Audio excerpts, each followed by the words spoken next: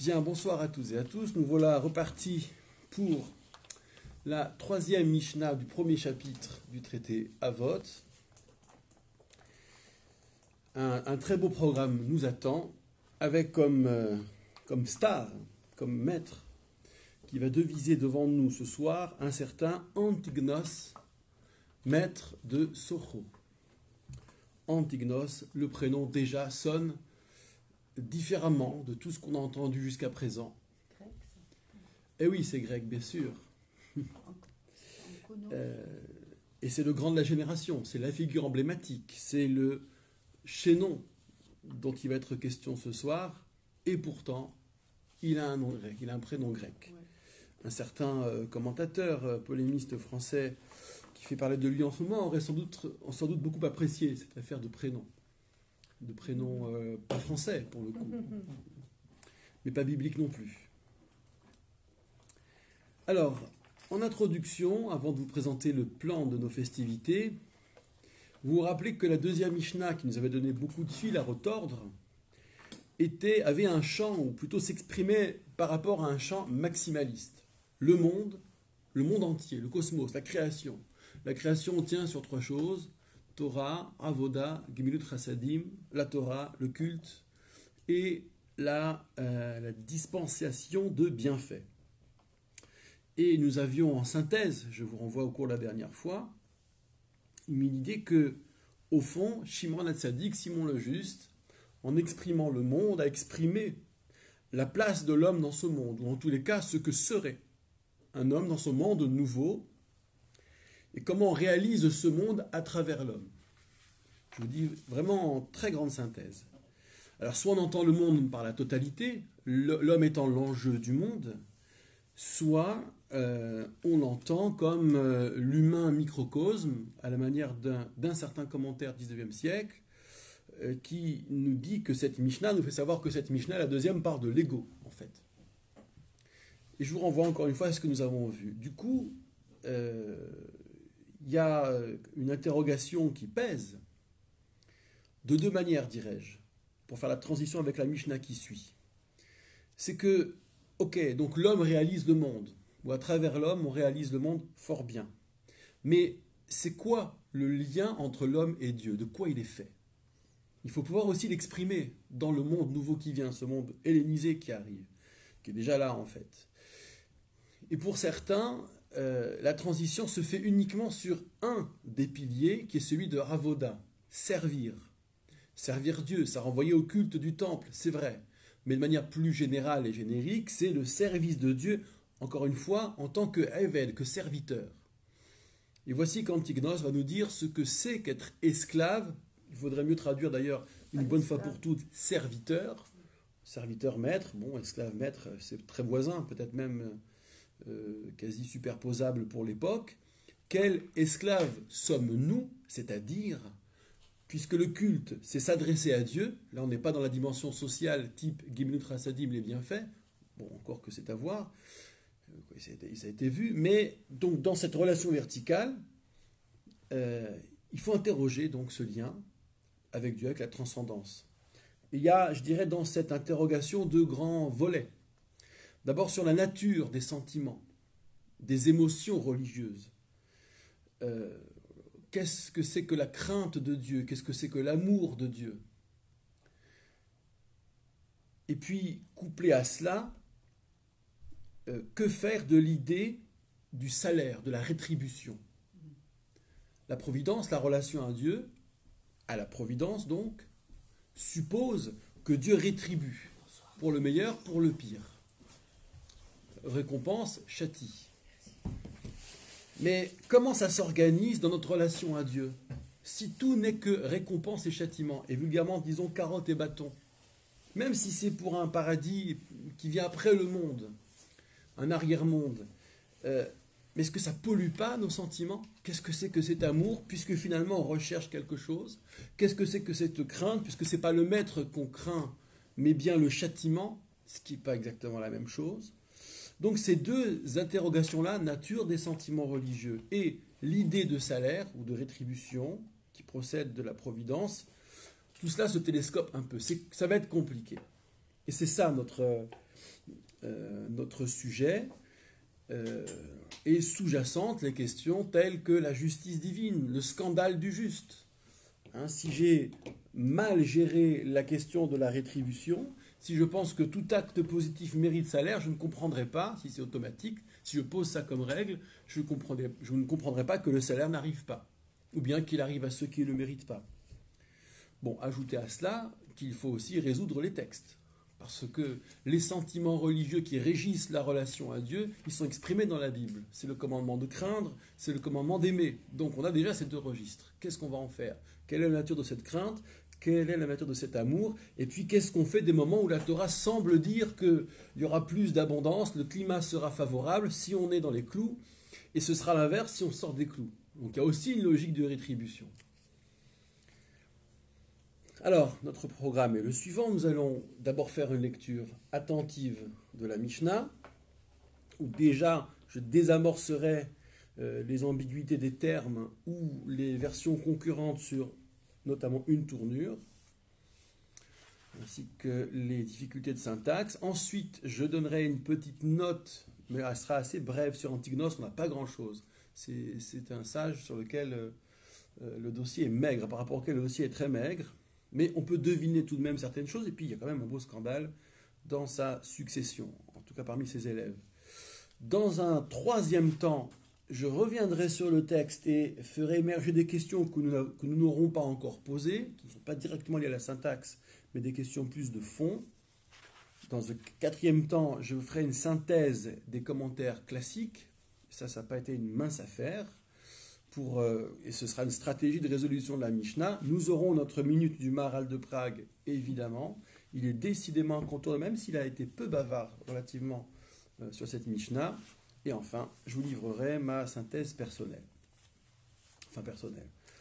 Tout ce que ce cheminement m'aura inspiré. C'est même pas... J'aurais rien ajouté en définitive. Voilà. Alors, commençons par lire cette Mishnah. Si vous voulez bien... Dans sa version originale, c'est à la page, en bas de la page 8 en français, en hébreu, 9 en français. Alors, Antignos ish socho. Antigone, c'est une transcription agréable. Cela fait penser à... au héros à l'héroïne en l'occurrence que vous savez. Certaines versions donnent Antignas, ça ne change pas a priori grand-chose. Et donc je vous redis notre surprise quant à un tel choix de nom, un nom grec, et pas dans la populace, passez-moi l'expression, mais c'est la figure centrale de la transmission. S'imagine-t-on Moïse s'appeler autrement que Moïse? Quoique dans le texte, si on regarde bien, c'est Bithia qui l'appelle Moïse, c'est pas... Donc c'est pas non plus un prénom a priori hébreu pur sucre. Mais passons, on s'y est habitué. Antignos, ça fait quand même très nouveau. Est-ce qu'Ezra aurait apprécié? Est-ce que Moïse aurait apprécié? Rien n'est moins sûr. Enfin, on ne va pas aller à leur place. Bon, se posera la question de la signification de ce prénom. On répond volontiers à Zemmour que les gens ne sont pas responsables de leur prénom. Il en a cure. Il considère que ce sont les parents qui sont fautifs. Et donc, qu'ont fabriqué les parents du petit Antignos devenu Ish Socho, maître de Socho. Alors Ish Socho, il est originaire de là-bas, et Ish, témoignant d'une certaine importance, laisse entendre qu'il est le maître dans cette ville il y a deux localités envisagées, mais toutes les deux se trouvent en territoire de Juda. Alors c'est Antignos Ish Socho, nous poursuivons, Kibel, Mishimron Hatzadik a reçu de Simon le Juste. Ce maître dont on a dit qu'il était la queue de l'entonnoir, le substrat de cette grande assemblée si composite et qui pourtant a mis toute une société en ordre de marche jusqu'à pondre cet enseignement cosmique. Le monde tient sur 3 piliers. Alors, je ne dis rien pour le moment, je dirai un peu plus tard sur Kibel Mishimron Hatzadik. Il a reçu la Torah, donc, ou l'autorité pour l'enseigner, de Simon le Juste. Hu Haya Omer. Il avait l'habitude de dire. Donc, même commentaire que par devant, c'est un enseignement récurrent, proverbial, qu'on lui attribue bien volontiers. Et donc, il faut le tenir comme pour on va dire une une pensée assez transversale de tout ce qu'il aura pu dire, de tout ce qu'il aura pu faire, sachant qu'on n'a aucune trace. On n'a pas de trace d'une autre parole de ce maître que celle-ci. Donc c'est assez précieux. Alors, je traduis cette fois-ci très proche, enfin cette fois-ci comme toujours, mais vous excuserez la syntaxe peut-être malaisée ou disgracieuse. Al tiyu, ne soyez pas. Donc on est dans un ton très directif. Ne soyez pas charavadim comme des serviteurs, disons des serviteurs, hamesham meshin qui servent, être au service de l'échamesh, pour le domestique, pour tout. Et harav, le maître qui possède le serviteur, peut-être qu'il lui donne un salaire par ailleurs, mais Almenat le kabel peras. Alors, almenat, à la condition, le kabel, de recevoir peras, un peras. Et là, il y a une ambiguïté. Et selon la traduction qu'on va choisir, on ne dira pas du tout la même chose. Soit on amalgame peras à, en hébreu, sachar, le salaire. Donc en fait, il s'agit ici d'un serviteur rémunéré et qui compte sur sa rémunération. Elle est convenue même à l'avance ou elle est supposée connue. Donc ça, ce sera une ligne de commentaire. C'est une ration donc qui est claire et dont l'effet est immédiat. Je travaille, j'ai un salaire. C'est limpide et direct. En revanche, il y a une autre traduction qui circule, et pour ne rien vous cacher, elle serait a priori quasi majoritaire. Peras aurait à voir avec un cadeau, une gratification. Autrement dit, le maître ne serait pas tenu de donner ce peras. Il s'agirait du cas où le maître n'est pas tenu de le donner. Ce n'est pas ni le salaire, ni le contrat tacite entre maître et esclave, car il y a contrat en droit talmudique, mais une gratification supplémentaire qu'on n'est pas en droit d'attendre, mais qu'on peut espérer avoir, ce qui n'est pas exactement, là encore, la même chose. Et là, le rapport à ce pras, c'est un peu comme certains commentateurs n'hésitent pas à dire, comme on fait un cadeau à sa femme ou à son enfant. Bon, j'aime bien l'amalgame esclave, femme, enfant, tout ça, évidemment, vous l'imaginez bien, me va très bien. Mais quoi qu'il en soit, c'est un cadeau, et le rapport à ce cadeau est donc confus.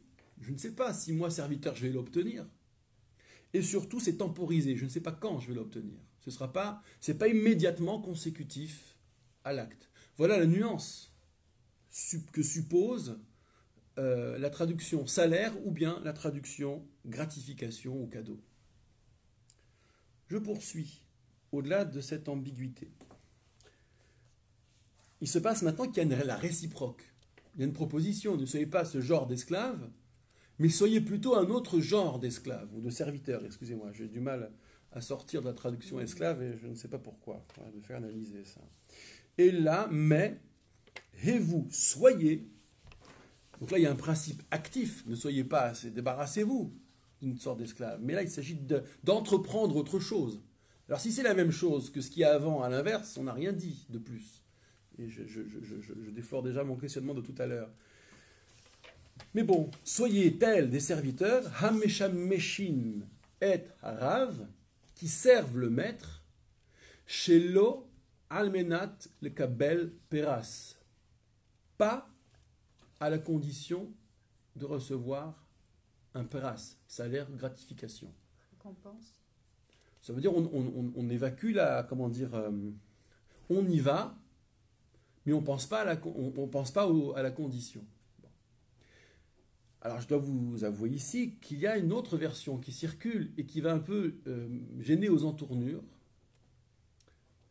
C'est de mettre le shelo, le ne pas, juste avant les kabel, recevoir. Et ça donnerait, soyez plutôt des esclaves, des serviteurs qui servaient le maître, à la condition de ne pas recevoir un salaire. Ce serait un refus express, surtout pas de salaire. Et là, si on perçoit que le sens général a à voir avec le désintéressement, ça a l'air très gentil tout ça, d'accord, servir Dieu sans rien attendre en retour, ok, mais refuser le retour, qu'est-ce que ça voudrait dire? Ne pas attendre de retour, j'entends bien qu'il y a l'espace pour le désintéressement, mais après tout, s'il y a retour, on ne va quand même pas s'en plaindre. Et cette deuxième version est donc, à ce titre, très gênante. Nous verrons comment les commentateurs vont la prendre en charge. Mais déjà, puisque nous sommes à la traduction la plus fidèle possible, je suis obligé de la présenter. Et puis enfin, la dernière proposition de la Mishnah qui va là encore surprendre. Vihi mora shamaim alechem. Alors, vihi, alors je vais pas traduire le vihi, qui est le verbe être, soit, et surtout la transition v, vi, ici, on va voir qu'il y a des choix possibles. Mais voyons d'abord les autres expressions. Mora shamaim, la crainte du ciel. La crainte qu'inspire le ciel, les cieux, hein, bien sûr, très littéralement. Et là, bien sûr, le ciel, on sait à quoi ça renvoie. Alechem, sur vous. Mora shamim alechem, sur vous. La crainte du ciel sur vous. Alors, vihi, qu'est-ce que c'est? Soit c'est simplement et, c'est-à-dire que d'un côté, on a développé en première partie, en première articulation, soyez tel esclave et ne soyez pas tel autre esclave, plutôt, ne soyez pas tel esclave, mais soyez plutôt tel genre d'esclave. Et par ailleurs, vihi mora shamaim alechem, qu'il est la crainte des cieux sur vous. C'est une traduction possible. Une deuxième traduction possible, ce serait d'imaginer cause-conséquence. Ne soyez pas tel genre d'esclave, soyez plutôt tel genre d'esclave, et ainsi, il y aura la crainte du ciel sur vous. Et enfin, on peut traduire aussi par l'opposition. Ne soyez pas tel genre d'esclave, mais soyez plutôt tel genre d'esclave, mais attention, qui est la crainte du ciel sur vous. Et là, je comprends votre perplexité. Mais sur le plan de la syntaxe, les trois solutions fonctionnent. D'accord? Les trois traductions fonctionnent. Il va falloir maintenant qu'on mette de l'ordre dans tout ça. Ça va la traduction? Ça va jusque-là? Alors, petite note de contexte. Je disais qu'on a peu d'éléments sur Antigone, sur sa biographie. Ce prénom, à bien y regarder, soit on se concentre sur le personnage Antigone, et Antigone, ça a à voir avec contre le père, contre le parent. Donc c'est Antigone qui, bien sûr, se... En grec? Oui, en grec, ouais, qui se rebelle. Ou bien, on imagine, je ne sais pas dans quelle mesure c'est probable ou improbable, on imagine que le gnos de Antignos a à voir avec gnosis, qui est la connaissance. Et donc on aurait quelqu'un qui est anti-gnosis, contre la connaissance. Ou bien qui connaît une position en lui qui a à voir avec la connaissance. En tout cas, c'est un nom qui sonne fort. Hein. Les connotations sont a priori puissantes. Et l'un de ceux qui va en rendre compte, c'est le Maharal de Prague à la fin. Je ne vous en dis pas plus. Oui. On peut écarter a priori tout lien avec l'héroïne des tragédies. De Sophocle. Oui. Enfin, je vois. Non. On peut se faire un kiff, hein, on peut essayer de voir, mais j'ai pas été fouillé pour ne rien vous cacher de ce côté-là. Évidemment, je connais bien Antigone, mais c'est pas le même personnage. Ah non, c'est bien non. Voilà. Et puis Antigone, c'est un homme ici. Ah, d'accord, c'est vrai. On dirait c'est un maître de la Mishnah, donc ça tombe sous le sens. Mais voilà. Vous savez, on pourrait broder, hein, se faire une veillée au coin du feu. C'est pas pour broder, c'est juste pour écarter le... A priori, je n'ai même pas songé à les rapprocher de trop, d'accord, sauf à essayer de fouiller du côté de l'étymologie. Nous sommes en plein règne séleucide. Vous vous rappelez, Alexandre le Grand, contemporain de Simon le Juste, meurt très jeune, probablement assassiné. Ça, c'est presque une mort naturelle en politique pour l'époque. Et ce sont ces diadoques, ces généraux qui se partagent l'empire. La dynastie régnante, descendante de Séleucos, un de ces diadoques, est dynastie des Séleucides. Et nous sommes 1 à 2 générations avant l'épopée de Hanouka, avant la crise de Hanouka, où là, le discours bruyant et dominant, bruyant, je ne sais pas dans quelle mesure il est dominant, sans doute il n'est pas précisément, c'est tout le miracle, des Maccabim, c'est de dire oust là, il y en a marre de l'hellénisme, ça a tout pourri, ça a tout abîmé, il faut revenir à la pureté du message. Je schématise, mais à regarder les textes rituels de Hanouka, je ne suis pas très loin du compte. Mais ce moment de crise, j'ai indiqué la dernière fois qu'il serait réducteur de tout ramener à cela. Je veux dire de ramener le rapport du judaïsme à l'hellénisme à la crise de Hanouka, même si elle est emblématique. C'est évidemment sans doute beaucoup plus complexe. Quoi qu'il en soit, le prénom du maître en témoigne, nous ne sommes pas encore à la crise. Après lui, là je serais beaucoup plus partagé, et nous allons y venir. Mais pour l'heure, il semblerait que le pari de Simon le Juste semble être tenu. Rappelez-vous, Simon le Juste, le Talmud raconte, s'appuyant sur Megillat Ta'anit, qu'il a rencontré Alexandre le Grand, que ce fait soit historique, ou bien qu'on ait composé une rencontre symbolique, ça revient exactement au même. La rencontre s'est bien passée.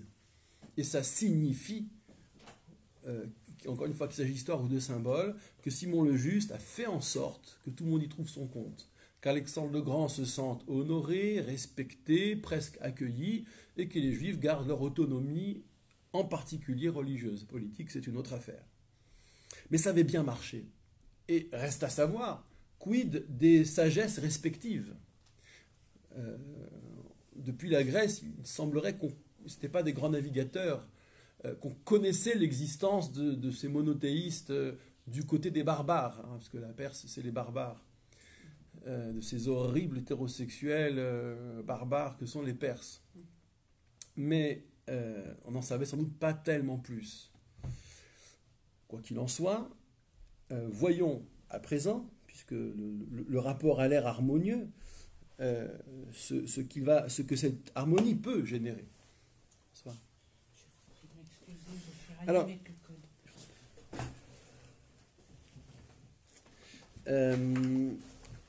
voyons, au niveau de la Mishnah elle-même, il y a quelques indices à puiser dans la configuration de la Mishnah et de ce qui va suivre ensuite.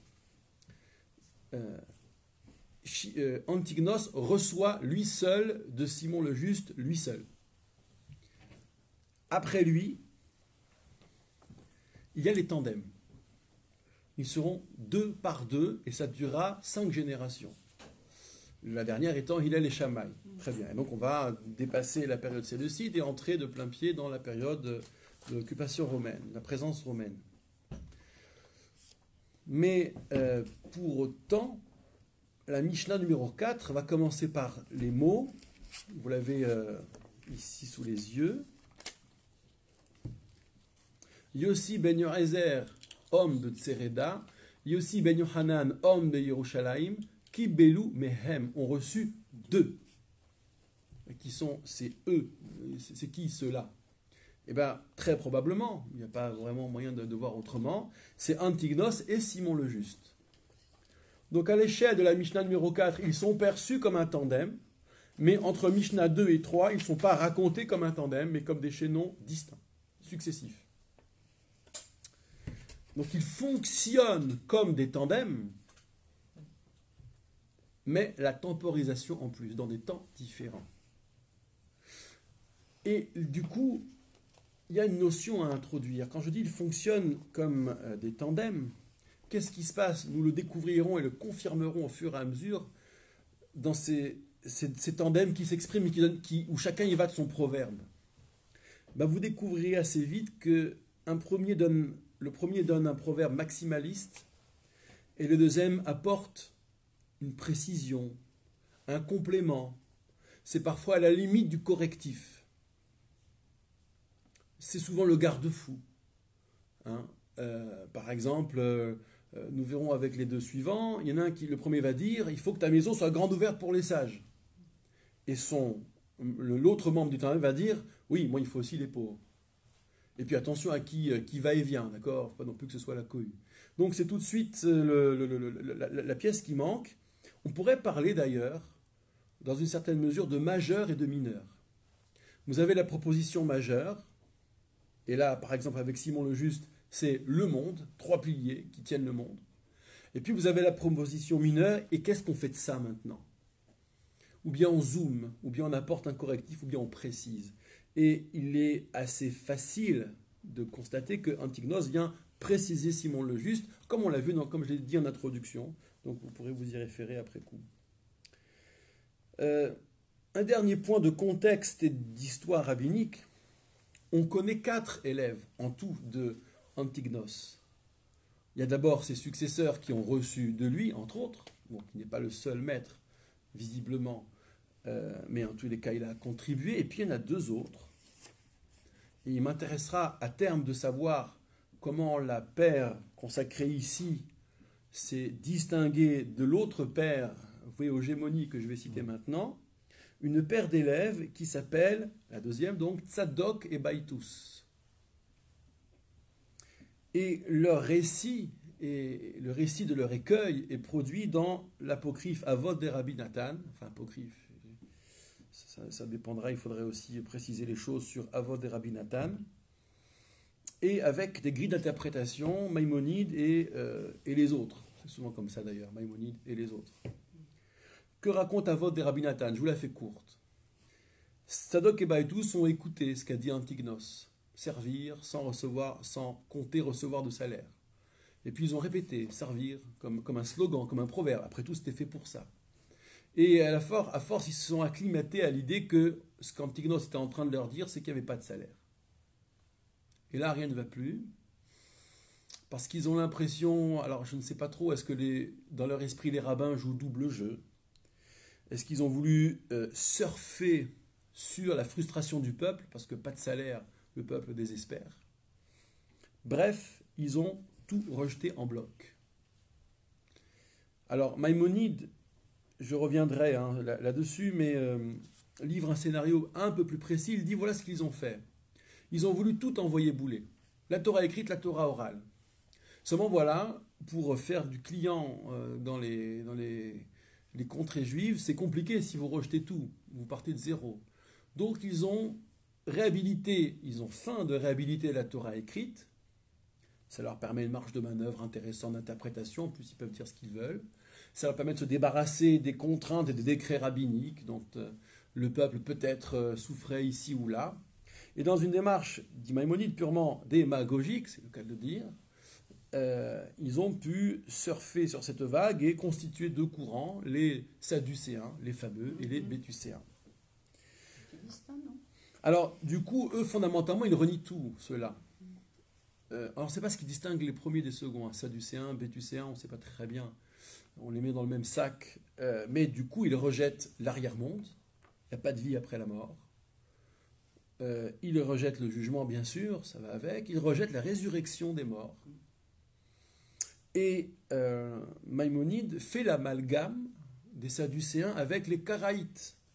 Et là, c'est le Moyen-Âge, c'est tout à fait autre chose, les Karaïtes. Donc, je ne vais pas surdévelopper les Karaïtes ici, mais le petit souci qu'on peut rencontrer, d'abord qu'il y a un anachronisme formidable, les Sadducéens ont disparu.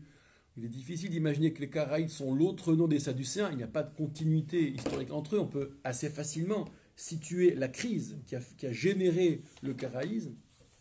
Et bien surtout, il y a un différentiel de dogme, puisque les Karaïtes, eux, rejettent la tradition orale, qu'ils considèrent complotiste, enfin qui est un complot des pharisiens, des rabbins, du judaïsme rabbinique plus exactement, et par contre ils gardent la résurrection des morts. Donc c'est une différence assez notoire, et par exemple le Kuzari, Rashbatz et d'autres vont considérer que les Karaïtes ne sont pas les Sadducéens. Donc sachez qu'il y a une petite querelle là-dessus, mais moi évidemment ce qui m'intéresse c'est le récit psychologique. Il s'est passé quoi? Qu'est-ce qu'ils ont voulu faire ces élèves?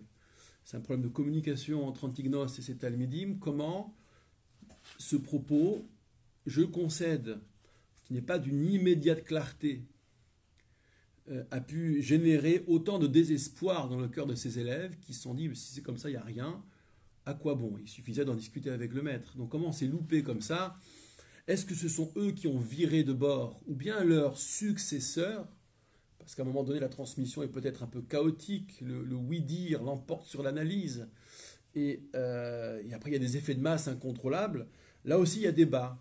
Mais pour la plupart de ceux que j'ai cités, il y a Rachid dans le lot et d'autres, c'est bien Tzadok et Baïtous qui, eux, déjà ont viré de bord et qui ont constitué ces castes qui vont culminer d'ailleurs dans l'histoire. Ce sera un bazar sans nom jusqu'à la destruction du temple.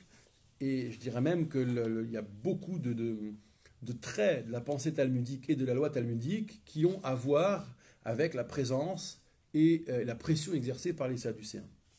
Et les Samaritains, ils sont pas... Ah, ça c'est encore autre chose, ça c'est Oui, une autre histoire. Parce qu'eux aussi rejettent le Talmud. Bien sûr, mais c'est encore une autre histoire. Autre chose, Ah, parce oui. que c'est pas le temple. Enfin si, c'est une opposition par rapport à la centralité de Jérusalem et du temple aussi, mais ça a précédé ce dont on parle là maintenant. Bon, alors c'est pas anodin non plus, je dirais simplement ça pour l'heure, que cette crise advienne au moment d'Antignos, sur l'enseignement d'Antignos, parce qu'on est sur une fracture délicate, et c'est ce qu'on va essayer d'évaluer maintenant, c'est ce point douloureux du rapport à Dieu, bourré de contradictions, bourré de paradoxes. Comment on le gère? Qu'est-ce que c'est que le sentiment religieux? Ce que j'énonçais en introduction. D'où, semble-t-il, le hiatus ou le malentendu ou l'opportunisme de Sadok et Baïtou. C'est aussi une hypothèse qui est sur la table. J'en ai fini pour ces notes de contexte. J'en viens maintenant aux questions plus rapprochées. Donc, j'en ai retenu, j'ai une flopée de questions, bien sûr. Je n'ai retenu que quelques-unes, en particulier celles où j'ai des réponses, évidemment. Mais bon, après, celles où j'ai pas de réponse, elles sont mineures de toute façon. D'abord, je me suis demandé à quoi tenait ce déséquilibre de l'allure générale de la Mishnah. Bon, je vends un peu la mèche, mais pour certains, la première articulation, l'affaire de l'esclave, celui qui ne faut pas être et celui qu'il faut être, ça parle de l'amour, du sentiment d'amour. Et puis ensuite, la dernière articulation est toute chétive, elle est toute petite, que la crainte du ciel soit sur vous, ça parle donc de la crainte. Mais donc du coup, je me retrouve avec une première articulation qui est une métaphore, qui produit des analogies, voilà à quoi ça ressemble, la bonne relation d'amour avec Dieu, voilà à quoi ça ne ressemble pas, enfin on commence par la négative, on finit par l'affirmative. C'est très didactique, on prend le soin, c'est très intéressant de donner des images. Ça a ses limites, mais c'est quand même c'est très fort et ça évoque plein de choses à plein de gens, serviteurs, maîtres, services, gratification, salaire, avoir. Mais tout ça est très riche et on prend le temps de la métaphore. Et puis par contre, pour la crainte, c'est expéditif. Je dirais même c'est un peu faible, que la crainte du ciel soit sur vous. Enfin, c'est ça ou un coup de chapeau, c'est pareil. Je veux dire, c'est une lapalissade. Que voulez-vous que soit la crainte du ciel? Faut-il seulement la mentionner? C'est presque une évidence. Donc, il y a ce déséquilibre, d'autant que, vous vous rappelez le souci de traduction que nous avions sur Vihi Mora Shamaim, soit la crainte du ciel sur vous, des cieux sur vous, on ne savait pas très bien, est-ce que c'est et par ailleurs, ainsi que, ou bien que soit la crainte du ciel, ou bien, mais attention, il faut quand même la crainte du ciel. Donc voilà, pour l'allure générale. Ensuite, bon, je reviens sur la question de la deuxième version, Almenat Shelo, à la condition de ne pas, qui signifierait un refus du salaire. Donc je vous redis ma question, je ne comprends pas en quoi peut consister le refus du salaire, qu'on l'oublie, qu'on l'occulte pour des sentiments plus nobles, pour n'éprouver que des sentiments nobles dans la relation à Dieu. Fort bien. Mais le refuser expressément, le salaire, ça paraît bizarre. Oui. Tel que c'est présenté, dans le texte qu'on a, la seconde version, on dit de ne pas recevoir de salaire, et puis après, mais par contre, et on dit juste l'inverse, donc ça n'apporte rien comme information. Bravo. Et si on utilise la seconde version chez le Québec, ça apporte quelque chose en plus. Vous avez magnifiquement complété la question. Et donc, or justement, en général, dans le Talmud, on est concis, on ne répète pas, si on dit un truc, on ne dit pas le contraire parce que c'est évident, et ainsi de suite. Alors, c'est comme dans la vie, des fois la Mishnah, on choisit ses inconvénients. Il va falloir choisir entre avoir une réciproque qui est complètement redondante, Oui. qui est intégralement déductible de la proposition, c'est-à-dire ne sois pas l'esclave qui sert le maître à la condition de recevoir un salaire.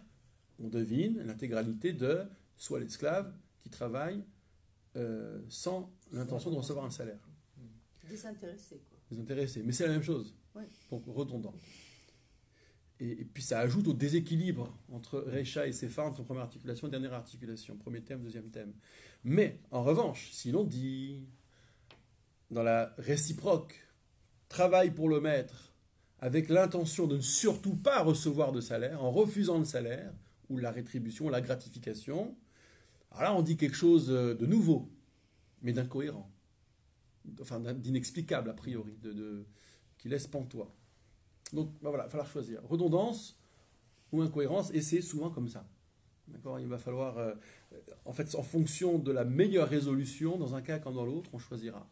On ne peut pas penser aussi que c'est peut-être désintéressé, mais que s'il y a récompense, elle sera la bienvenue.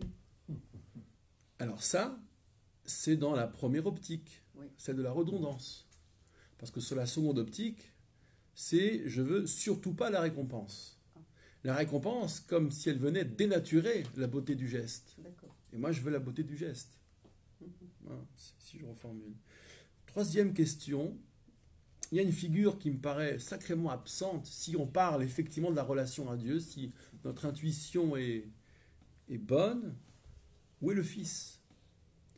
La Torah dit volontiers de nous, à qui veut bien l'entendre, que nous sommes serviteurs. D'accord ? Avadaihem, très bien, vous êtes mes esclaves, mes serviteurs. Mais Banim Atem Hashem Elokechem, vous êtes les fils de l'Éternel, votre Dieu. Et ça doit rentrer dans l'économie de cette relation. Et là, rien. A priori, rien. Donc ça, nous verrons que c'est le point de départ, à mon sens, de la stratégie de commentaire des classiques, ou la plupart des classiques qui auront à se positionner par rapport à la question de « Mais où est le Fils ?»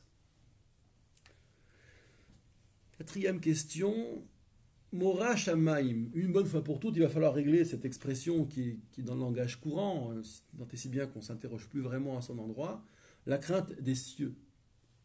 Qu'est-ce que c'est ? On ne peut pas dire la crainte de Dieu, carrément. Bon, bien sûr, parler du ciel, c'est parler d'une immensité qui nous dépasse, on comprend que, mais une bonne fois pour toutes, qu'est-ce que peut signifier le choix donc, de ce mot, les cieux, crainte des cieux ? Alors, je soulève la question parce qu'il se trouve qu'il y a des réponses dans les commentaires que j'ai étudiés pour notre préparation, donc j'en profite. Hein. Je le confesse, c'est purement opportuniste. Bon, ça, vous saurez. Ensuite, il y a une dernière question que je vais mentionner seulement, qui est une question de limoud, d'étude vraiment. C'est la confrontation avec un autre passage de Talmud qui semble professer exactement l'inverse. Et là, je vous la fais courte, je ne cite que la première articulation de ce passage, mais que ce soit la deuxième, à mon sens, qui est la plus problématique. Vous la trouvez dans le traité Rosh Hashanah 4a, entre autres. Il y a 3 ou 4 occurrences en tout, du même texte. Haomer, celui qui dit, un homme voit un pauvre dans la rue, et il dit, c'est l'arzé alminat shiachie béni. Je donne cette pièce à la condition que mon fils vive. Donc on comprend que cet homme est un enfant malade, et qu'il donne une pièce aux pauvres en espérant, en disant même que c'est pour que le mérite de ce don favorise la guérison, la survie de son fils. Sentence, enfin sanction de l'attitude, Harezet Tzadik Gabour. Cet homme est un juste intégral. Et ça, brut de décoffrage tel quel, c'est exactement l'inverse d'Antignos. Antignos n'a pas dit que c'était interdit de le faire. Il a juste préconisé, soyez plutôt des esclaves. Mais donc ça ne cadre pas avec Tzadik Gamour, juste parfait. On va dire que ce geste peut être beau, qu'il est touchant, voire même qu'il est utile, mais certainement pas qu'il est parfait. Donc il y a plein de résolutions de cette contradiction qui a fait couler pas mal d'encre ici et là. Mais voilà pourquoi je n'irai pas plus loin là-dedans, je le mentionne parce que la plupart de ces résolutions ne mettent pas en cause la lecture qu'on va faire d'Antignos ici. À part peut-être un Tosfot, justement dans Rosh Hashanah, mais il y a des corrections qui sont envisagées qui font que finalement, on peut considérer qu'Antignos reste indemne. Donc les résolutions sont à faire globalement du côté de ce bonhomme. On peut conclure à l'ironie talmudique en disant, au lieu de dire qu'il se fout du monde, passez-moi l'expression tzaddik gamour, c'est presque une injure, mais une injure diplomatique. Bon, c'est une hypothèse à retenir, ce serait un peu dans le style parfois, on se demande. Ou bien il met tellement de foi dans la mitzvah elle-même, sans distinguer mitzvah et salaire, mais c'est que la mitzvah égale le salaire, c'est un propos presque mystique qu'on va retrouver chez Rabbeinu Bechaye ici, dans le commentaire d'ici, et donc il y croit tellement fort qu'à ce niveau-là, c'est tzaddik gamour, c'est un juste parfait. Bon, c'était un commentaire que le grand Mashou Shanar Alav Shalom nous avait donné une fois, l'ancien directeur de l'école rabbinique. Bon, donc voilà, je n'ai fait que mentionner cette question, il y a des résolutions, on peut beaucoup palabrer dessus, c'est un objet d'étude très intéressant, mais voilà, j'en dirai pas plus. Alors, j'en arrive à la phase des commentateurs classiques.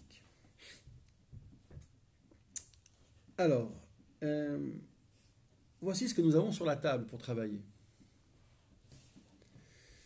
Nous avons 2 commandements qui portent sur les sentiments qui régissent la relation de l'homme à Dieu.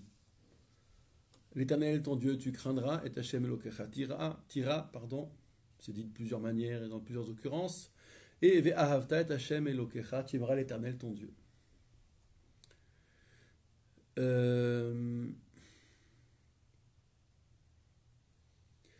La crainte. De quel type de crainte peut-il s'agir? On a 2 voies possibles.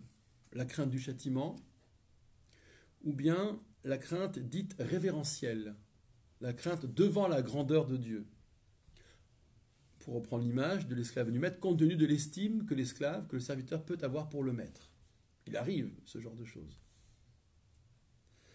Quant à l'amour, alors là, il y a bien l'amour du fils, puisque nous sommes les fils, mais là le fils est absent. Est-ce à dire que le serviteur se met à aimer son maître, sorte de syndrome de Stockholm, aménagé, parce que c'est pas exactement ça. Voilà ce que nous avons côté biblique. Donc il faut mettre de l'ordre dans tout ça. Et puis, quand les Grecs arrivent, ils ont avec eux un outil intéressant pour parler d'amour. 3 termes que vous retrouvez, par exemple, dans le banquet de Platon, et qui font merveille, qui ne disent pas tout de l'amour, bien sûr, mais qui sont un outil très performant. Je m'explique. 3 catégories, 3 niveaux ou catégories. Premier niveau, philia. L'amour d'un fils pour son père, d'un père pour son fils, ou l'amitié. Le deuxième, amour éros.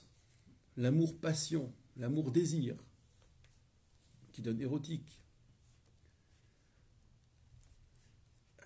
Ce que nous entendons d'ailleurs le plus souvent par amour dans les relations interhumaines entre adultes consentants. Et puis, agapé, 3e niveau, c'est l'amour inconditionné.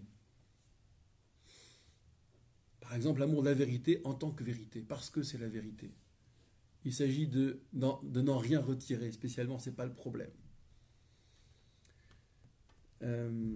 Alors, au fil de l'histoire, certains vont interroger les notions l'une par rapport à l'autre, entre elles. Est-ce que dans Philia, il n'y a pas un peu d'éros? Est-ce que dans Agapé, il n'y a pas un peu d'éros? Ou bien est-ce qu'il y a de l'agapé partout? Donc il y a ça aussi.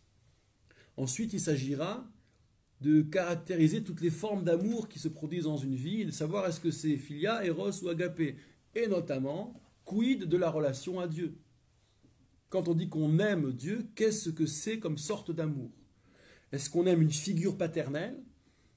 Un ami? Est-ce que c'est érotique quelque part? Et il y a des religieux et des mystiques qui, dans l'histoire, ont vécu des choses de cet ordre-là, toutes confessions confondues. Ou bien non, Dieu c'est d'abord dans Agapé, et uniquement dans Agapé, dans l'amour inconditionné désintéressé. Le cantique des cantiques, il faut le classer comment? La métaphore, c'est de l'éros, mais le message, c'est Agapé. Est-ce qu'il faut en passer par l'éros pour comprendre Agapé? Est-ce que dans Agapé, il y a de l'éros? Bon, vous voyez tout un petit peu toutes les combinaisons possibles. Mais cet outil va s'avérer redoutable pour exprimer cette pensée d'Antignos Ichsocho. C'est à se demander s'il ne l'a pas justement, et c'est mon parti pris, intégré, ce qui serait hautement symbolique. Alors, j'en arrive maintenant à la synthèse des commentaires à proprement parler. J'ai distingué 3 familles de commentaires, il y en a plus sans doute, mais je vous donne les 3 principales. D'abord, la plus restrictive, c'est le commentaire du Sforno, qui nous dit en gros que si cette Mishnah ne parle pas de fils, c'est bel et bien parce qu'il n'est pas question d'amour filial, il n'est question que de crainte, d'un bout à l'autre de la Mishnah. Et donc, il s'agit de quoi? Il s'agit de refuser l'attente, l'espérance du salaire. Pras, lui, il va traduire salaire. Autrement dit, il faut sortir de l'attente, récompense, châtiment, sechar veronesh, et tirer vers la crainte révérentielle. Aller vers la crainte, une crainte plus noble, qui est servir le maître indépendamment du salaire, parce que c'est le maître. Mais je reste l'esclave. La gratification serait dans le service. Ce n'est pas une gratification, c'est de dire je dépasse la logique de salaire. Un autre commentaire d'ailleurs, qui n'emboîte pas le pas au Sforno sur l'ensemble, d'ailleurs il ne se prononce pas spécialement sur est-ce qu'on parle de crainte ou d'amour, lui dira si je suis dans la logique de salaire, je commets 2 erreurs. D'abord, je fais croire que puisque j'ai agi pour Dieu, il me doit quelque chose. Or, il ne me doit rien. Donc c'est un premier blasphème. Et deuxièmement, si je suis dans l'attente, ça devient moi le maître. Enfin, puisque la dette est du côté du maître, du coup je suis moi le maître par rapport à cette créance, à ce salaire à donner, à verser. Et donc curieusement, on avoisine un peu la problématique des dialectiques du maître et de l'esclave, chez Hegel. Je reviens au Sforno. Du coup, on comprend très très bien la Mishnah, qui en fait est une seule et même idée. Ne soyez pas l'esclave qui attend un salaire, abandonnez la logique du salaire. Mais soyez l'esclave qui ne pense plus au salaire et qui sert le maître par loyauté, par estime, par crainte révérentielle plutôt qu'estime. Et donc ainsi, Mora Shamaim Alechem, vous pourrez dire que vous avez la crainte du ciel sur vous. Le Vihi Mora Shamaim Alechem, la dernière articulation de la Mishnah est l'objectif. C'est le point d'aboutissement de toute la Mishnah. Voilà dans la grille de lecture du Sforno. Bon, ça fonctionne, mais tout part. On n'aura définitivement pas parlé d'amour, mais tout part du constat qu'on n'a pas parlé du fils, mais de l'esclave. Et donc on ne peut pas broder ici et parler d'amour quand on parle d'un esclave ou d'un serviteur. C'est son parti pris en tout le cas. Maintenant, le problème, c'est, vous pourrez vous demander, en prenant du recul sur le Sforno, oui, mais quand est-ce qu'on parle d'amour? Il y a bien un commandement de « Tu aimeras l'Éternel ton Dieu ». Est-ce que c'est notre manière de parler de la crainte? C'est notre manière de dire la crainte de manière plus imagée encore. Là, on est un peu dans l'expectative. J'en arrive à la deuxième famille de lecture qui, à mes yeux, est de loin la plus intéressante. En tête, vous avez Maïmonide, bien sûr, mais d'autres avec lui, Rashbatz, sur certains points de ce que je vais dire maintenant, mais pas tous, le Meiri, et Rabbeinu Yonah. Et pour eux, la problématique, c'est d'écarter, dans la sentimentalité religieuse, les émotions primaires. Il faut arriver à atteindre une noblesse de sentiments qui nous place au-dessus de ces sentiments primaires et de toutes les contradictions que ça porte. Voyez plutôt. D'abord, dans cette famille-là, on traduit pras par cadeau, gratification, à l'opposition du salaire. Le problème n'est pas d'écarter la logique de salaire-châtiment. C'est pas ça la question. La question, c'est quand j'aime mon père, quand j'aime mon maître, je peux espérer une gratification, un cadeau. Et bien là, il s'agira d'aller plus loin encore et d'oublier le cadeau, d'oublier la gratification. Pourquoi? Gratitude pour les bontés passées, Rabbeinu Yonah l'exprime. il m'a tant fait déjà. Que vais-je lui demander encore? Que n'ai-je à lui demander encore? Et puis aussi, il y a l'aspect révérentiel. Amour révérentiel. D'accord? J'ai bien mieux à faire qu'à demander à mon maître. J'aime tant le servir que ce qu'il me donnerait ne compte pas.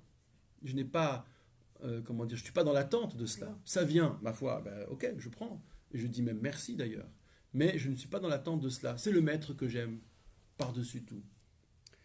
Et je peux déjà le dire, on opère ici un glissement. Ce qui est mis de côté et ce qui est mis en avant à côté, à la place, c'est mis de côté philia, ce premier degré d'amour, servir Dieu comme on sert im kevanim, im karvanim, ou son père ou son maître. C'est-à-dire qu'un esclave qui se sentirait tellement familier qu'il est un peu un fils adoptif, bon, il serait comme un fils, eh bien ça on écarte, et on se dirige vers agapé, c'est-à-dire une forme d'amour, de désintéressement tel que amour et crainte se confondent. Et je vais le développer petit à petit. On dépasse la distinction amour et crainte en se plaçant au niveau de l'agapé. Est-ce qu'on peut dire que oui. le salaire du serviteur, c'est finalement d'avoir la crainte des cieux? Ah, alors... pour cette seconde famille de commentaires. Est-ce que c'est compatible ou... Ce serait audacieux. C'est-à-dire que ne cherche pas un salaire matériel ou autre chose, c'est ton salaire de ton service. Donc la crainte comme fin en soi. À voir. Ça, il faut que je le cogite, là. Vous me cueillez, là. Il faut que je vois. Ouais. Non, c'est bien. Alors, quant à la crainte, donc, dans cette logique-là, qu'est-ce que ce serait la crainte? C'est pas la crainte du châtiment. Le Meiri dira, ça ne peut conduire qu'au désespoir. D'accord? Ce rapport infantile, il faut en finir, ça ne conduit qu'au désespoir. D'abord, ça ne marche pas dans l'économie des événements. Le scandale du juste et le scandale du juste, il est là. Et en plus, on a peur, et en plus, on est sur des passions tristes. C'est pas bon, il faut passer à autre chose. Et Rabbi Yonah dira, il fera lui la transition, plutôt que la peur du châtiment, craindre compte tenu de la capacité à punir. Le châtiment est un pouvoir, est un acte d'autorité, il s'agit de craindre l'autorité, plus que l'acte. Vous voyez la nuance. Et c'est le Rivache qui insiste, lui, sur les bénéfices de ce niveau d'amour ou de désintéressement. D'abord, on est dans une vraie avoda, dans un vrai culte, un vrai sacrifice. C'est un amour oblatif, et non pas captatif. On est toujours en ambiguïté, notamment sur l'éros. Est-ce qu'on reçoit ou est-ce qu'on sacrifie? Est-ce qu'il y a un dosage entre les deux? Bon, là, on serait dans un amour purement oblatif. Je n'attends rien, je donne purement. Et c'est en cela que agapé est agapé. Et puis surtout, ça permet de développer une résistance farouche à toutes les injustices du monde, de l'histoire. Autrement dit, ça permet d'assumer ou d'intégrer la théodicée. En tout cas, de ne pas en faire une question traumatisante. Puisque, finalement, on sait qu'un jour, on sera gratifié. Mais ce n'est pas grave si ce n'est pas maintenant. C'est une joie finale. Et ça crée une attente. Et cette attente permet de traverser tant et plus d'épreuves et de catastrophes. Si nous étions des craignants Dieu, c'est-à-dire craignant non pas Dieu mais le châtiment, mais n'importe quel esclave se serait enfui. C'est pas tenable. Le Meiri parle de désespoir, lui il parle de rupture du contrat. D'accord, l'esclave qui se rebelle et qui s'enfuit. Donc finalement cette logique de sechar et onesh, salaire et châtiment, elle est pour une part inutile et puis surtout dangereuse, comme on l'a vu maintenant. Alors sur le al-menat shelo ou bien shelo al-menat, faut-il lire? Il y a des petits différentiels entre ceux que j'ai cités, mais la dominante est la suivante. Faut-il lire la réciproque, un peu neutre et redondante, soyez l'esclave qui ne pense pas au salaire, enfin à la rétribution, à la gratification, pardon. Il faut parler ici de cadeau de gratification. Ou bien est-ce qu'il faut lire donc, soyez l'esclave qui surtout ne veut pas le salaire, qui ne veut pas la gratification? Eh bien, c'est Maïmonide qui va lui, Rabbeinu Yonah et d'autres. D'abord, il faut pointer que cette formule, la deuxième, la condition de ne pas recevoir de salaire, c'est elle qui est dangereuse. C'est peut-être d'ailleurs ça qui a généré le trouble chez Tzadok et Baïtous. D'accord, mais enfin alors, quel est celui qui travaille la journée, qui n'a pas son salaire le soir pour les journaliers? Comment c'est possible? Et comment on mange? Comment on vit? Comment on peut... Ils n'ont pas pu intégrer l'absence de salaire. Qu'on l'occulte, passe encore, mais qu'on revendique de refuser le salaire, pour eux, ça ne voulait rien dire. Enfin, c'est une hypothèse que je formule. Maïmonide, il va donner un contenu à cette démarche en disant qu'il s'agit de rechercher, comme je disais tout à l'heure, l'amour de la vérité pour elle-même. Et, alors, pas sur son commentaire dans Pirkei Avot, mais dans l'introduction au dernier chapitre du traité Sanhédrin, qui est magistral, de Maïmonide, Perek Relek, quelques lignes dont je me souviens. Il dit, quand on est petit, pour un enfant, vous donnez des douceurs, des bonbons, des fruits secs pour le récompenser ou le motiver pour l'étude. Quand on est plus grand, c'est les honneurs. On a besoin d'exister, de se remplir du regard des autres. Et puis il y a un moment où tout ça ne vous intéresse plus, où à la fin, ce que vous voulez, c'est comprendre, c'est trouver la vérité. C'est elle que vous aimez, que vous recherchez. Tout le reste est derrière vous. Eh bien, c'est cette maturité qu'Antignos nous demande non pas de revendiquer tout de suite, mais de rechercher. Soyez, tendez vers cela. Vers l'esclave qui dit, mais je ne veux pas de salaire. Moi, j'ai trouvé, c'est la vérité, point. C'est ça que je veux. Voilà comment on peut prendre en charge ce caractère exclusif supposé par la syntaxe, suggéré par la syntaxe. Bon, reste à résoudre deux, trois choses. Et les versets, alors qu'ils parlent de récompense ou de calamité, si jamais on n'est pas fidèle au commandement. Rabbeinu Bechaye, par exemple, dira, mais il est sur une autre famille de commentaires sur cette Mishnah, dira, ce sont des anthropomorphismes, c'est pas méchant. D'accord, c'est du langage audible pour tout le monde, mais c'est pas la réalité pure. Il faut regarder Antignos pour comprendre de quoi cela retourne, ce que c'est que l'amour, ce que c'est que la crainte, et comment on envisage salaire et châtiment. Alors, à noter une chose, toujours Maïmonide dans Perek Relek, qui dira, bon, cette quête de vérité, ça ne sied pas à tout le monde. Le peuple ne peut pas suivre. Le peuple qui, par ailleurs, Guy des Égarés, dont il dira qu'il est déterminé, ce peuple ne peut pas, la masse ne peut pas suivre. Et donc Maïmonide, et ça c'est un point très intéressant, si un jour on doit deviser, par exemple lors d'une conférence shabbatique sur les notions d'élite et de peuple, je subodore que chez Maïmonide, il y a une pensée à deux vitesses. Il y a ceux qui sont capables, éveillent, mythe de la caverne, de se tourner vers la sagesse et de n'aimer la sagesse que pour elle-même, indépendamment de ce qu'elle rapporte, comme honneur, comme gratification, même terrestre ou pécuniaire. Et puis il y a ceux qui ne sont pas capables de ça. Et pour autant, il faut aussi un produit, il faut aussi quelque chose, un prêt-à-penser, un sous-produit, on peut le dire ainsi, qui fonctionne. Ce avec quoi j'ai personnellement beaucoup de mal à avoir de l'indulgence. Vis-à-vis de quoi j'ai beaucoup de mal à avoir de l'indulgence. Mais pourtant, dit Maïmonide, ça doit exister. Et je le comprends assez bien. Si on devait encore une fois élaborer une pensée pour un peuple, tout le peuple n'est pas un peuple d'élite. Tout le monde n'est pas tourné vers la sagesse. Il y a des gens qui fonctionnent sur le mode infantile. Souvent, j'ai devisé de cela avec vous dans l'étude de Tamar. Foi primaire et foi d'adulte. D'accord ? Tout le monde ne peut pas sortir comme ça de carottes et bâtons, de salaire et tribution. C'est des repères dans la pensée qui sont accessibles. Vous enlevez ça et les gens ne comprennent plus. Ils vont arrêter. Comment ça marche ? Qu'est-ce que c'est que cette histoire d'amour de la vérité pour elle-même ? Je ne comprends rien. D'accord ? C'est pas audible ou intelligible, exactement. Témoignage, indice intéressant, le schéma que nous lisons 3 fois par jour, il est composé de 3 paragraphes, mais les 2 premiers représentent les autorités que nous prenons sur nous. Le premier, c'est l'amour de Dieu, Ve'ahavta, et le deuxième, eh bien, c'est le sous-produit. Si tu écoutes, abondance. Si tu n'écoutes pas, calamité, Ve'haya im shamoa, le deuxième paragraphe du schéma. Et donc, c'est l'indice majeur pour comprendre qu'il y a une pensée à 2 vitesses. On ne peut pas penser que pour l'élite. On ne peut pas parler que pour l'élite, il faut aussi parler pour le peuple. N'en déplaise. Puisqu'il s'agit d'une aventure où il y a de l'élite, où il y a du peuple. L'aventure qui s'appelle le judaïsme, entre autres. C'est peut-être pour ça que c'est beaucoup plus facile, les symboliques, enfin le paganisme, justement, parce que c'est concret. Bravo. C'est concret. Enfin, en tout cas, Dans le judaïsme, dans c'est le tellement abstrait. prisme biblique, il semblerait qu'il y ait dans ce qu'on appelle communément le paganisme ce genre de facilité. Bien sûr. Hein.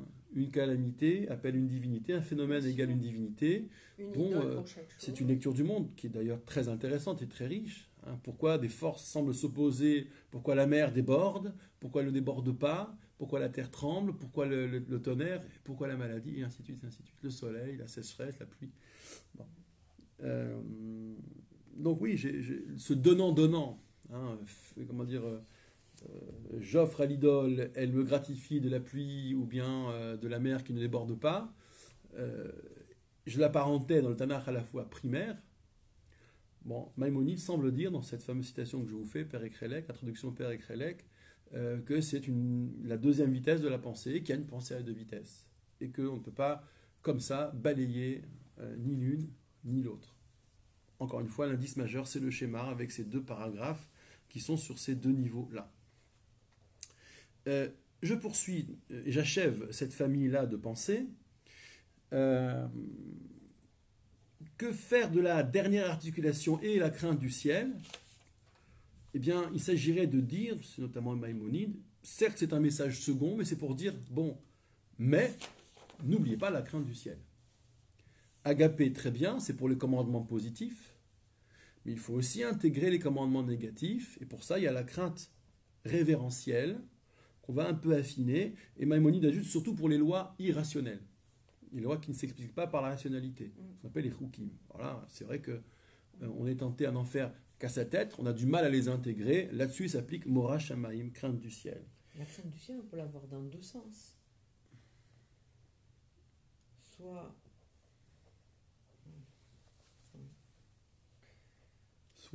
nous qui craignons le ciel, soit une retombée positive. Je ne sais pas comment dire ça. Le ciel, non pas. Oui. L'image du ciel, c'est éloquente. Ouais. Ça nous dépasse. La foudre, la pluie. Bon, il y a une pleine autorité du ciel sur nous. Il nous surplombe. Mais ça peut être une menace comme une bienveillance, comme une protection. Ouais. On va revenir, on va essayer de tenter des choses et j'accueille votre commentaire avec délectation. Sur Veimora Shamaim, enfin, c'est le Rivash, le Meiri, Ben Bechaye et d'autres. Ça indique que nous ne sommes pas les enfants de Dieu, c'est-à-dire nous sommes plus que cela. Nous sommes au-dessus de la catégorie esclave-enfant. Enfin, nous sommes des serviteurs qui aimons la vérité pour elle-même, mais donc pas de familiarité. Vimora Shamaim, c'est attention, cet amour, puisqu'il est question d'amour, n'implique pas la familiarité. Ça, c'est encore dans Philia, la familiarité. Donc le Vimora Shamaim témoigne bien du glissement de Philia vers Agapé. Shamaim, certains font remarquer, et notamment le Rashbaz, sauf erreur de ma part, qu'on n'a pas dit purgatoire, par exemple, mais bien les cieux. Donc c'est une donnée majeure, je veux dire par là, c'est une image majeure, magistrale, majestueuse, et donc dans le registre de l'amour inconditionné, qu'est-ce que ce serait la crainte des cieux? La peur de déplaire.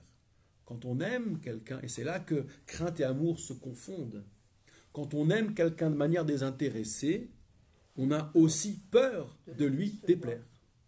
Ça s'appelle Mora Shamaim. Et c'est exactement la crainte d'Abraham, la crainte de Job. Lorsqu'ils aient dit qu'ils craignaient Dieu, ou bien que Dieu éprouve pour voir s'ils le craignent, ce n'est pas le problème de la peur. Ce n'est pas savoir s'ils sont dans le tremblement. C'est quelle peur de déplaire ils ont. Et donc ils sont sur ce registre-là d'un amour inconditionné. L'autre, il va donner son fils, et le deuxième va accepter toutes les catastrophes, sans abjurer. Voilà pour cette deuxième famille de commentateurs. J'en ai fait vraiment la synthèse. J'ai combiné plusieurs bribes de certains, mais celui qui mène le bal ici, c'est quand même Maïmonide, quoi qu'on en dise. La dernière famille de commentateurs, là on est sur un registre mystique, disons-le ainsi, Rabbeinu Bechaye. Alors,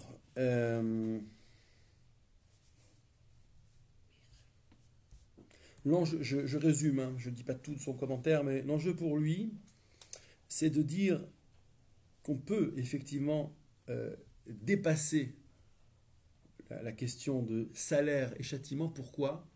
Parce que mitzvah et salaire, donc pras, c'est bien le salaire qu'il faut évacuer, parce que mitzvah et salaire, c'est une seule et même chose, ce n'est pas séparé. La mitzvah accomplie est le propre salaire. C'est une formule qu'on trouvera plus tard, sechar mitzvah, mitzvah. Le salaire d'une mitzvah est une mitzvah. Et donc là, il rentre dans des histoires de jardin d'Éden parallèle, le monde des âmes, où chaque âme est nourrie de la trace hok, hakika, que l'on grave dans le ciel à chaque mitzvah accomplie, à chaque commandement accompli. Quand on sert le maître, cela dépose une empreinte dans un monde des âmes, et nos âmes, connectées à ce monde, sont nourries. Donc nous sommes directement en train de nous faire vivre spirituellement. Et là, c'est du langage mystique. Nous sommes coiffés par le résultat, le produit de nos actes, le produit spirituel de nos actes. Et donc la transgression ne fait qu'accroître l'obscurité, et compte tenu de la vie qui se retire alors, la transgression est son propre châtiment. Il y a une simultanéité que les incultes, dit-il, ignorent. Ça, c'est une connaissance précieuse. Et quand la Torah, c'est lui qui dit que la Torah s'exprime en matière de salaire et de châtiment en termes d'anthropomorphisme, que ce sont des images simplement, tout simplement parce que c'est pas comme ça que ça marche, c'est pas aussi direct. Il y a ce détour par le monde des âmes, les mondes parallèles. Voilà comment le monde est nourri, voilà comment nous, individuellement, nous sommes nourris. Bon, j'en dirai pas plus pour Rabbeinu Bechaye, on pourrait l'approfondir beaucoup, mais je voudrais passer au Maharal de Prague à présent. Alors, pour le Maharal, l'enjeu de cette Mishnah, c'est de trouver un équilibre entre amour et crainte. Équilibre entre amour et crainte. Ça ne se confond pas, cela se compose. On compose avec les deux, le tout c'est le bon dosage. D'où le vihi mora shamaim. Voilà l'amour, l'esclave, etc., qui sert le maître, mais attention, il faut aussi la dose de crainte. Maintenant, comment ça se décline? Eh bien, on peut partir de l'expression shamaim, la crainte du ciel. D'être sous le ciel suppose qu'on ait la mesure d'une certaine distance. Comme pour dire, regarde le ciel et souviens-toi que tu n'es que sur la terre, tu es terrien. Et à bonne distance, on peut trouver l'équilibre entre amour et crainte. Ou plus exactement, l'amour et la crainte, le bon équilibre entre les deux, établit la bonne distance entre l'homme et Dieu. La crainte, dit-il, qu'est-ce que c'est? C'est la conscience que Dieu est nivdal, distinct de nous. Ça, c'est un terme maharalien important. C'est-à-dire qu'il est ce que nous ne sommes pas. Et nous ne sommes pas la nature divine. Nous sommes la nature humaine. Il est nivdal. C'est à peine si nous pouvons le concevoir dès lors. Donc ça, c'est ce que la crainte suppose. Et l'amour suppose exactement l'inverse. L'attachement à Dieu, la dévécoute, la proximité. Et donc l'homme, qu'est-ce que c'est? Vous vous rappelez, on s'était dit, finalement Simon le Juste a voulu exprimer ce que c'est que l'homme. Eh bien, puisque c'est la mineure Antigone de Socho, eh bien on est dans la même veine. L'homme, qu'est-ce que c'est? C'est la créature qui est à bonne distance entre crainte et amour, entre conscience qui n'a rien à voir avec Dieu, et en même temps qui joue la proximité, qui vit la proximité avec Dieu. Parce qu'il a un esprit posé dans de la matière, mais il a quand même un esprit aussi, qui le rattache à l'intelligence divine, ou qui lui permet d'accueillir une part de l'intelligence divine. Là, je vais un peu loin dans le commentaire du Maharal de Prague, dans son langage, mais voilà. Effectivement, c'était pertinent de ne pas parler de fils, mais de parler de serviteurs, car il s'agit de connaître la position réelle de cet homme, mais qui est à la fois esclave et fils, mais essentiellement qui doit connaître sa place. Et celui qui doit connaître sa place, c'est pas tant le fils, c'est surtout le serviteur. Pour lui, l'enjeu, le fils, quoi qu'il fasse, restera toujours le fils. Le serviteur, s'il se rebelle, n'est plus le serviteur. Donc, le connaître sa place, ça se dit en langage métaphorique, serviteur.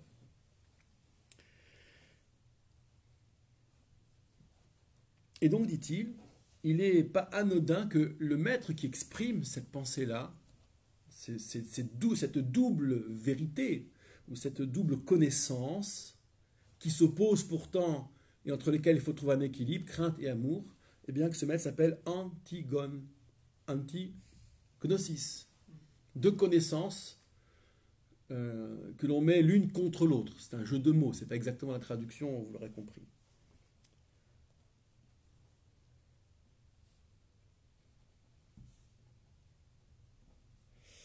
C'est-à-dire que les actes, dit le Maharal de Prague, les actes sont,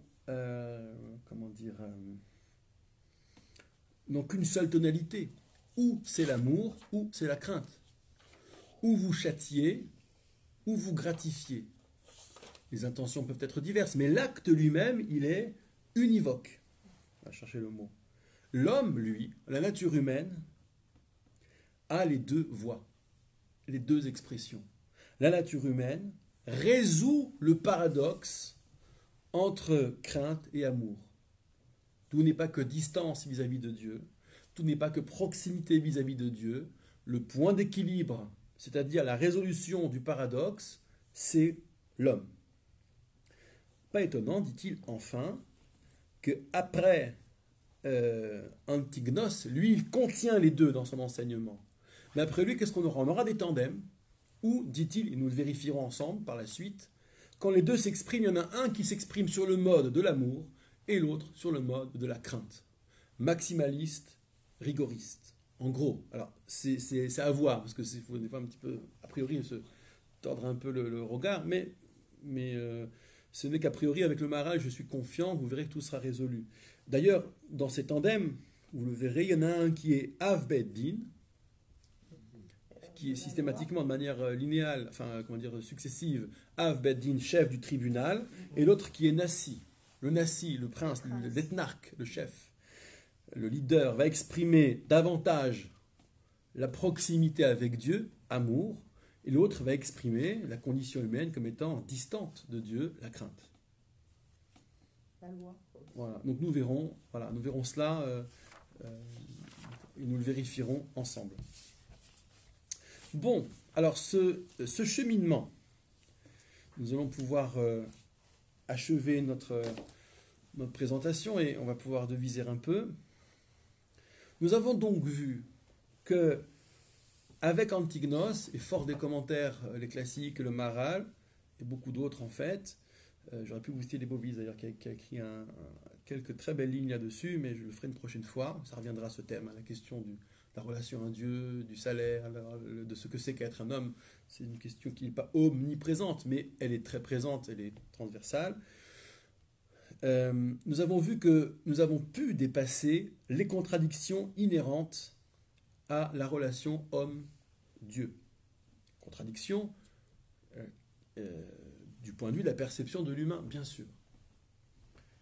Et nous avons, ce faisant, mis en musique les commandements, les textes, nous avons évalué et classifié les textes, réparti les textes, de sorte que le tout est cohérent dans un troisième terme, à savoir, nous avons présenté l'homme comme étant un serviteur aimant son maître avec loyauté et qui a peur de lui déplaire.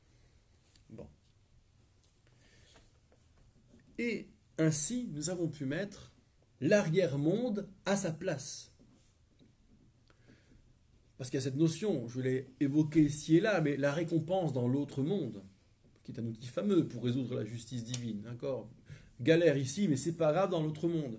Et lors d'une conférence, j'avais indiqué à quel point cette notion est suspecte, et peut-être même gênante, dans la mesure où, à l'instar du problème Srar et Onesh, pour trois raisons essentiellement. La première, c'est que si...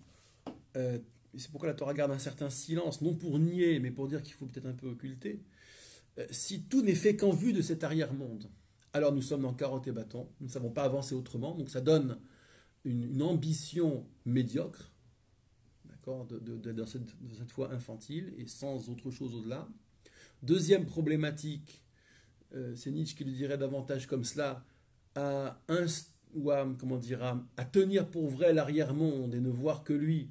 Du coup, on exprime, comme chez Platon, l'idée, le monde des idées, le monde intelligible, mais du coup, on n'exprime pas le monde sensible. Pour le dire plus rapidement, même si ce n'est pas exactement ça, le monde tel qu'il est. On s'intéresse à le monde tel qu'il devrait être.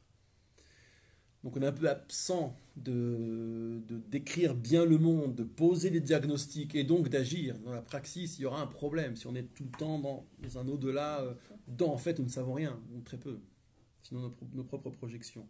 Et puis troisièmement, il y a le problème de l'opium du peuple. C'est que c'est un outil redoutable pour endormir les masses, pour les stabiliser, pour leur faire avaler toutes les couleuvres. Ne vous inquiétez pas, dans l'autre monde, tout va se résoudre. Restez pauvres, restez misérables. Pas de révolution, pas de rébellion. L'ordre de ce monde obéit à un ordre supérieur où tout le monde sera content. Sauf que c'est remettre à demain. Voilà. Donc, pour ces trois raisons, l'arrière-monde est une notion a priori difficile, suspecte. Et donc là, il s'agit ici de le remettre à sa place. Soit dans un autre temps, hein, vous avez vu, il s'agit de ne pas attendre la gratification, mais de trouver un moyen de servir Dieu dans la pureté, sans nier la gratification, mais en tout cas sans la chercher, aimer la vérité pour elle-même, notamment chez Maïmonide, ou bien pour Abénou Bechaye, disons que l'autre monde, s'il est immédiatement parallèle, il n'est pas dans celui-ci, il n'est pas dans l'immanence, il est ailleurs. Donc soit loin, soit ailleurs, c'est-à-dire pas ici, pas dans l'immanence, ça met l'arrière-monde à sa place, disais-je. Mais je reviens sur la notion de temps. Il se trouve donc qu'entre ce monde-ci et un autre monde, il y a deux temporalités dissociées. Il y a le temps de l'esclave qui voit ce monde avec ses causes et ses conséquences, et puis il y a le temps du maître qui a créé le monde, qui a créé les mondes et qui voit autrement. Et cette Mishnah nous enseigne, au fond, que le temps de l'esclave n'est pas le temps du maître, que le décisionnel du maître n'est pas celui de l'esclave, il est souverain. Il est bien un maître. Et en face, il y a un esclave. Enfin, y avait-il urgence à développer ce message? Est-ce que compte tenu de l'époque qui était la sienne, il fallait dire cela? Ça, je ne sais pas très bien. Il faudrait davantage contextualiser. Je ne suis pas pour ne faire qu'un commentaire, comme certains le font contemporains, ne faire qu'un commentaire avec des éléments historiques qu'on irait piocher. Le plus souvent, ils sont tellement maigres, ces éléments, que ça revient à imaginer, à construire des grilles de lecture. Mais il faudrait chercher, voir quelle était l'urgence et l'importance. Sans doute, il y avait nécessité de dire cela en son temps, mais c'est surtout une explicitation de Simon le Juste, et c'est la continuité. Qu'est-ce que c'est qu'un être humain en détail? C'est une relation à Dieu qu'il faut caractériser, qu'il faut résoudre, qu'il faut comprendre. Et nous l'avons vu, la meilleure, à mon sens, la meilleure famille d'explications, la plus performante, est celle qui a utilisé les catégories de l'amour héritées des Grecs. On aurait donc ici une contribution harmonieuse de l'hellénisme à la pensée juive, aux propos juifs. Et c'est un maître qui porte un nom grec qui réalise cette opération, qui accomplit le pari de Simon le Juste, ce faisant. Et comme il y a entre eux, je vous avais dit tout à l'heure qu'ils forment un tandem, mais pas simultané, un tandem différé, décalé. C'est toute la beauté de ce tandem, c'est que une idée, rapprochement hellénisme et judaïsme, aura vieilli. On peut donc dire, parce qu'entre les deux il y a une génération, entre ce qu'a dit Simon le Juste et ce qu'en a fait Antigone, en utilisant les catégories de l'amour apportées par les Grecs par exemple, eh bien, ça veut dire que le judaïsme s'est enrichi. Et ça prend du temps. Ça vieillit comme un bon vin. Après, nous serons dans la simultanéité. Les tandems, ils vont s'affronter, en même temps. Ils s'exprimeront en même temps pour se compléter ou pour se contredire. Mais tout sera simultané. Est-ce là l'une des raisons ou le corollaire de la crise? Je veux dire par là, le fait qu'on n'attende plus de voir ce que la pensée peut donner comme enrichissement, ce que l'hellénisme peut apporter au judaïsme sur le long terme, mais qu'on juge les idées et qu'on les complètes ou qu'on les critique immédiatement sans attendre? Est-ce que c'est cela qui génère la crise ou bien c'est la conséquence de la crise? Cela, nous en saurons un peu plus à mesure que nous avançons. Tzadok et Baïtous, eux, ont été très impatients, très empressés, peut-être aussi très immatures. Peut-être ont-ils eu le souci du peuple, en disant, mais ce que dit Antigone, le peuple, ça ne va pas le faire. Peut-être ont-ils voulu utiliser le peuple pour leur gloire personnelle. Ça, les textes ne le disent pas, on peut l'imaginer. Toujours est-il que l'immédiateté qui est dans l'esprit de celui qui attend salaire, rétribution, c'est tout de suite et maintenant. J'ai travaillé, j'ai mon dû. Cette immédiateté n'est pas d'un grand secours. Antignos a prôné, a vécu comme quelqu'un qui avait le temps. Et il apprenait qu'il fallait prendre le temps pour qu'une pensée se forme. Et qu'il fallait prendre le temps pour lire l'histoire. Et qu'il fallait prendre le temps pour mettre un peu loin cet arrière-monde. Voici, on a pris le temps autant qu'on a pu pour ce soir. Une lecture d'enseignement d'Antignos, maître de Socho. Avez-vous des questions? Je pensais aux cieux. C'est normal qu'on se réfère aux cieux, parce que les cieux, c'est immense. Et Dieu, ça n'a pas de limite, quoi. Enfin, je veux dire que Dieu et les cieux, c'est la même dimension. Enfin, c'est des dimensions qui se ressemblent. Oui. Quand on parle de Dieu, on parle des cieux. Oui, le ciel. Oui, le ciel. Chez Molière. Shamaim, les cieux. Oui, voilà. Don Juan. Ah, le ciel. Mais quoi? Toujours le ciel. Parce à la fin, il évoque le ciel. Mais le ciel le veut ainsi. C'est mauvais coup, il est mis sur le compte du ciel. Mais le ciel le veut ainsi. Que voulez-vous? Je dois vous abandonner, madame, qui a donné le vire. Ou voulez-vous que je me mette le ciel sur les bras? D'accord. Il y a même du langage familier avec le ciel, c'est intéressant. Bon, le cas de Don Juan, c'est encore autre chose. Mais voilà, le ciel, oui, donc c'est une manière de parler tout à fait conventionnelle, pour le coup, et qui se comprend aisément. L'immensité de Dieu, elle est comparable à l'immensité de l'infini, quoi, du ciel, qui veut dire l'infini. Kibel, pourquoi Kibel pour Antigonos et pas pour Simon le Juste Alors, ça, on a exprimé ça déjà. C'est juste parce que il n'a pas tout reçu, il a vécu une expérience et... Non, Simon le Juste était dans la Grande Assemblée.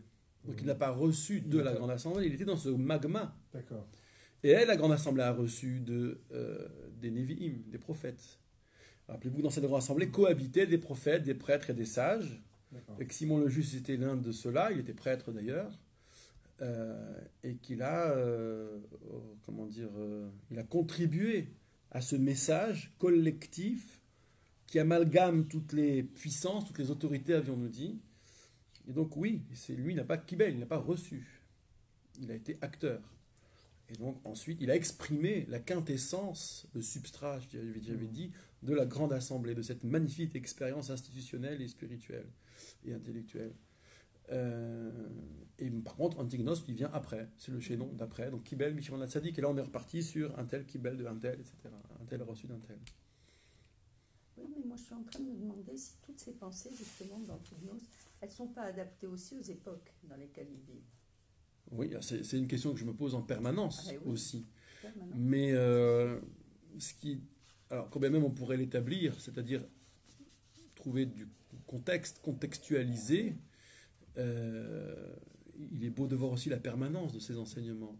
Aujourd'hui, nous en sommes encore à nous demander, mais parce qu'on grandit, je vais vous dire, on grandit et souvent on ne dépasse pas dans le discours Sechar Veronesh, châtiment, rétribution. Qui dépasse ce discours aujourd'hui dans son intime? Soit on le renie en fait, on dit ouais tout ça va 5 minutes mais c'est des salades, et on met rien d'autre à la place, et puis on continue à singer. Soit on a une quête intime profonde et on se dit mais je ne peux plus avec ça, il me faut autre chose, et alors peut-être a-t-on seulement le choix, on devient un peu maïmonidien et on trouve qu'il y a une autre puissance qui est l'amour de la vérité pour elle-même, et que tout ça, on n'a plus besoin de l'exprimer en termes de carottes et bâtons.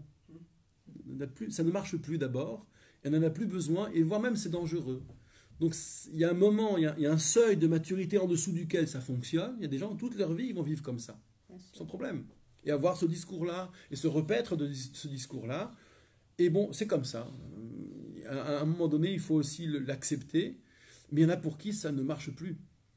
Et qu'est-ce qu'il y a d'autre alors? Ça ne marche plus. Pourquoi ça ne marche plus? Parce que c'est contradictoire.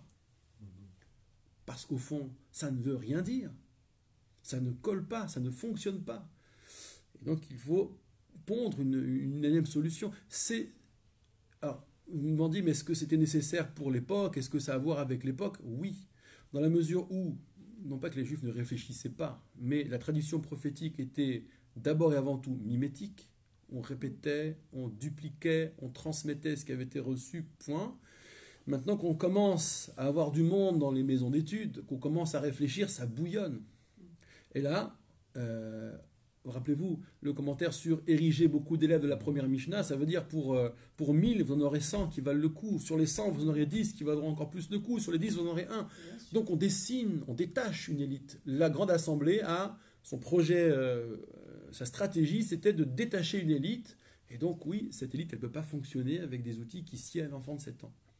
C'est pas possible. Et donc voilà, on a un début de quelque chose. Et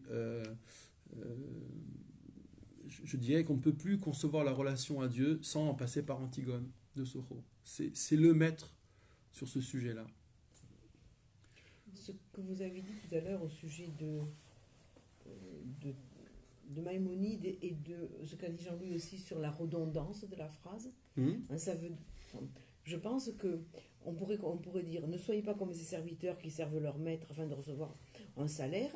Il vaut mieux ne pas le servir dans ces cas-là. Mais non, c'est pas ça qui est dit. C'est servez-le et n'attendez pas de salaire. Ça conforte ce que vous disiez juste à présent, parce que on pourrait croire qu'il y a une autre alternative. C'est pas une redondance. Regardez dans la vie courante, c'est ce qui se passe. Ouais. Bon, ben, ces chrétiens, ils vont à l'église, mais c'est Ouais, pour... ouais, bravo. c'est pour... après, ils font pas ce qu'ils disent et tout ça. Moi, je préfère ne pas aller à l'église. Ouais. Enfin, vous voyez ce que je veux dire? je vois très bien. J'ai dit chrétien parce que...